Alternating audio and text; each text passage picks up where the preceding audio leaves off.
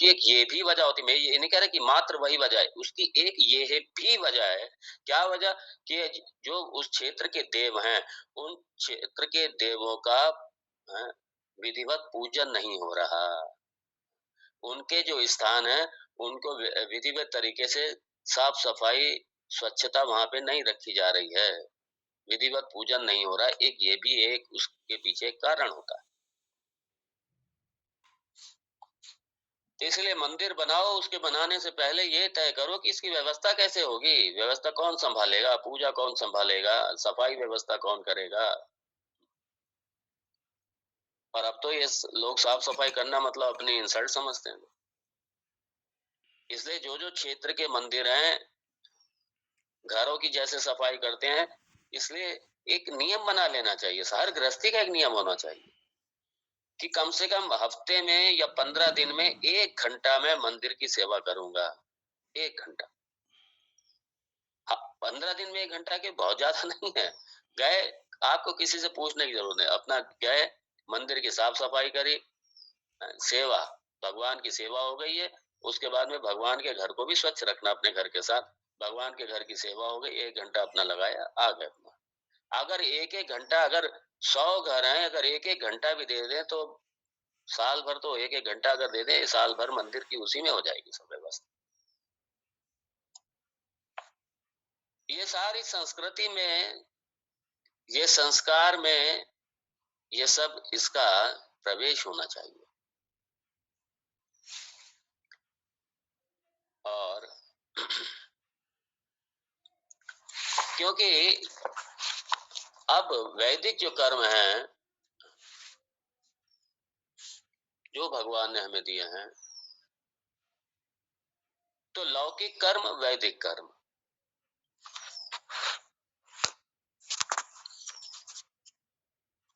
और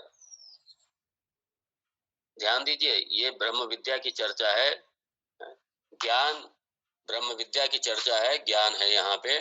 तो इसके इसीलिए यहाँ पे इसीलिए संन्यास्त, जैसे लक्ष्मण संन्यास्त हुआ, भगवान ने पहले कहा है 11वें 12वें 13वें श्लोक, 7 श्लोक से लेकर के 10वें श्लोक तक भगवान ने बड़ा स्पष्ट किया है। ये पूरा एक हमें एक मैप दिया है पूरा हमें।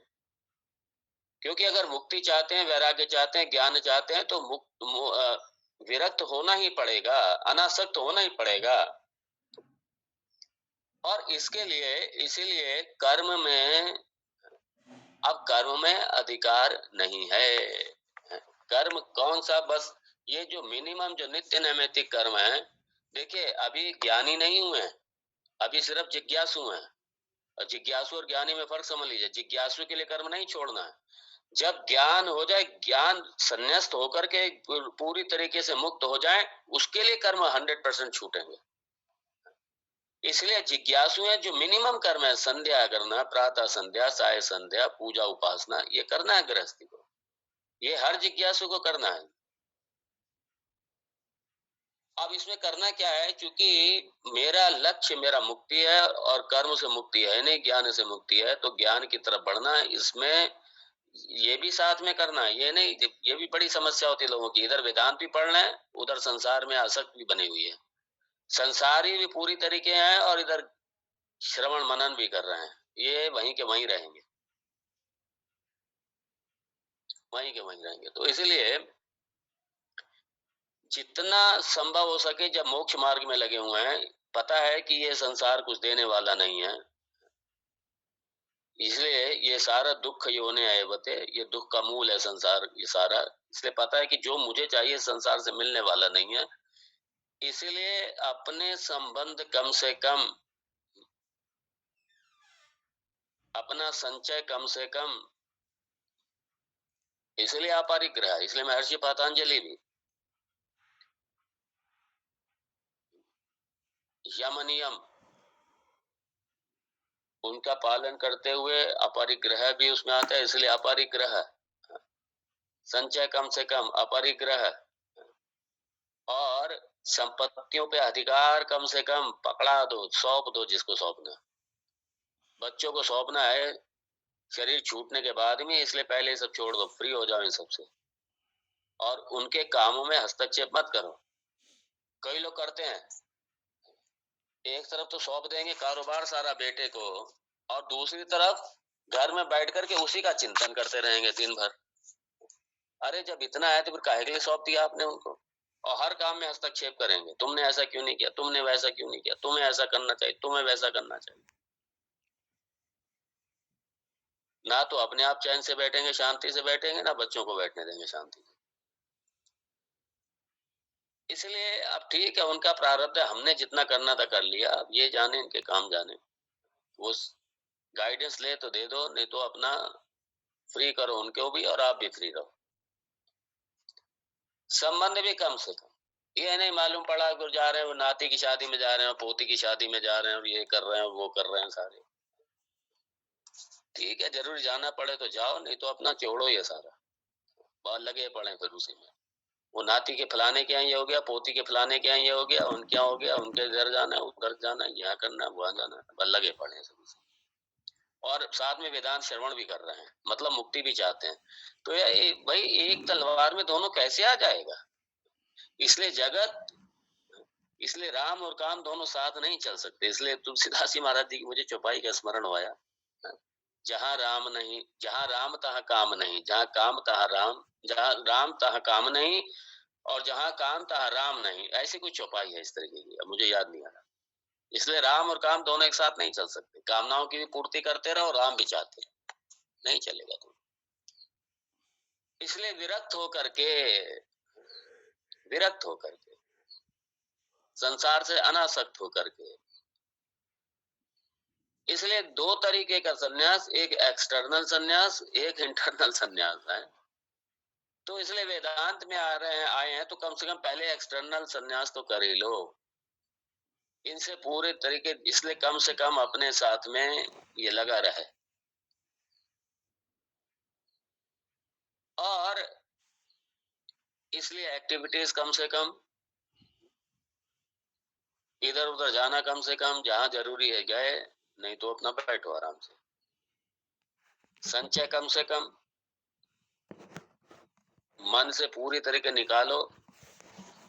और सच बता रहे हैं, हर समय तैयार रहना चाहिए। कब पता नहीं यमराज आ जाए, यम के दूत आ जाए। यम के दूत तो आए हुए हैं, ये यम के दूत ही हैं सारे। ये जितने रोग हैं ये सारे यम के दूत हैं, ये सब आए हुए। यम ने दूत तो भेज रखे हैं।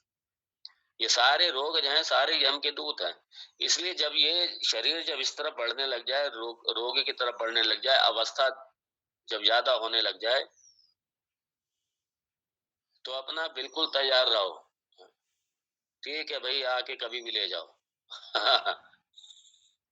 हम तैयार हैं, आप आइए, आके ले जाइए, खत्म। और बड़े आराम से प्राण जाते हैं।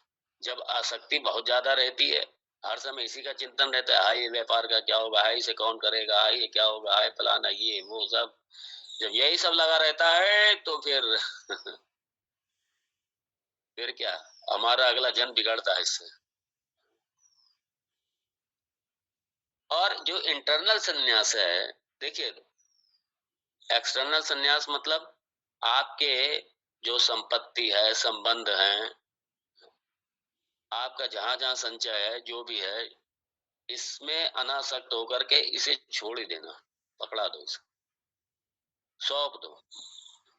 आपको लगता है कि नहीं, अगर असुरक्षा का भाव है, पता है कि बच्चे कभी लात मार देंगे, तो ठीक है, अपना मतलब भर का अपने पास रख लो कि आपके कभी सुख दुख में बिहारी, इसमें कोई कोई क्या कहते हैं, बीमारी है, कुछ है, ठीक है, उसमें आ जाए, नहीं तो ठीक है, उसके बाद में अपना एक विल बना दो कि भाई ठीक है, ये मेरा जो कुछ है, ये बच्चों में, इसमें उसमें जिसमें देना दे दुआ के अपना खत्म कर, विल बना करके मेंटली और फ्री हो जाओ बिल्कुल। ये आपका एक्सटर्नल हो गया सन्यास। अब इंटरनल सन्यास क्या है, आज समझिए इसको थोड़ा। इंटरनल सन्यास, अज्ञान तो मूल कारण है ही, इसको निवृत्त करना, ये इंटरनल सन्यास। लेकिन इससे पहले की जो स्टेज है, ये छलांग नहीं लगेगी इसमें। तो सबसे पहले अपने अहंकार, अपने जो शरीर को और इसको जो मैं मान के बैठे हुए हैं, इसमें कम से कम अहम बुद्धि, कम से कम अहम बुद्धि। जब इसमें कम से कम अहम बुद्धि होगी, तो इसके जो संबंधी हैं उसमें भी कम से कम अहम मम बुद्धि होगी, इसलिए अहम बुद्धि मम बुद्धि। और जहां पे मम बुद्धि आती है, अहम बुद्धि आती है, वहीं राग द्वेष शुरू हो जाते हैं। इसलिए मम बुद्धि और अहम बुद्धि इन दोनों को छोड़ना। और चूंकि वेदांत काफी श्रवण कर चुके हैं और कम से कम ये तो जान ही लिया कि मैं शरीर नहीं, मैं आत्मा हूँ। अब आत्मा क्या है, वो ये सारा वेदांत आगे आगे गहरे में जाएंगे तो देखते जाएंगे। इसलिए आरंभ इंटरनल संन्यास का भी कर दीजिए। अहम और मम बुद्धि से आप विरक्त होते चले जाएंगे, आपके राग द्वेष भी छूटते चले जाएंगे। राग द्वेष सिर्फ मम बुद्धि के कारण होते हैं। जहां पे मेरापना आएगा वहां पे राग भी आएगा, जहां राग आएगा वहां द्वेष भी आएगा, जहां मेरापना आएगा वहां तेरापना भी आएगा। ये लिख लो हमसे, खाली ऐसे बातों से शब्दों से नहीं छूट जाते हैं। ये ऐसा नहीं है राग द्वेष सर पे टोपी रखी है आपने, जैसे टोपी उतार के रख दी ऐसे राग द्वेष भी आपके उतर जाएंगे, ये ऐसे मत समझ लेना इसको। इतना छूटना आसान नहीं है। इसलिए पहले अहम बुद्धि, जब अहम बुद्धि कम होगी तो मम बुद्धि कम होगी, और जब मम बुद्धि कम होगी तो राग द्वेष भी कम होंगे, अनुकूल प्रतिकूल भी कम होगा, राग द्वेष कम होंगे। और जब ये अहम बुद्धि पूरी तरीके से आप इससे शून्य होंगे, तब मम बुद्धि से भी शून्य हो जाएंगे, तब राग द्वेष से भी आप मुक्त हो जाएंगे। ये संन्यास, इंटरनल संन्यास।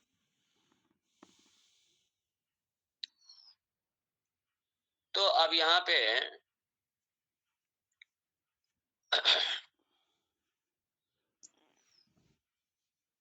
मुझे पता नहीं ये आप लोगों में से कितनों ने ये तत्वबोध का श्रवण किया,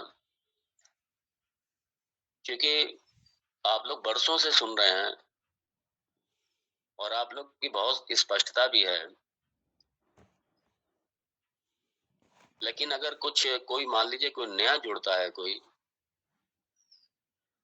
तो आरंभिक साधक के लिए इसीलिए तत्वबोध बहुत ही आवश्यक है। विवेक चूड़ामणि, विवेक चूड़ामणि थोड़ा बड़ा है।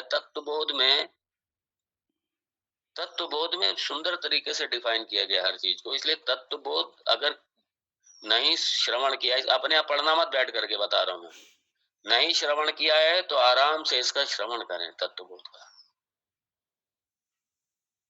तत्वबोध को तो रट लेना चाहिए।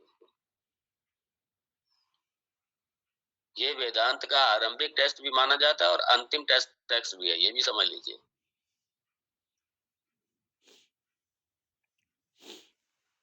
तो हमारा जो शास्त्र है हमारा,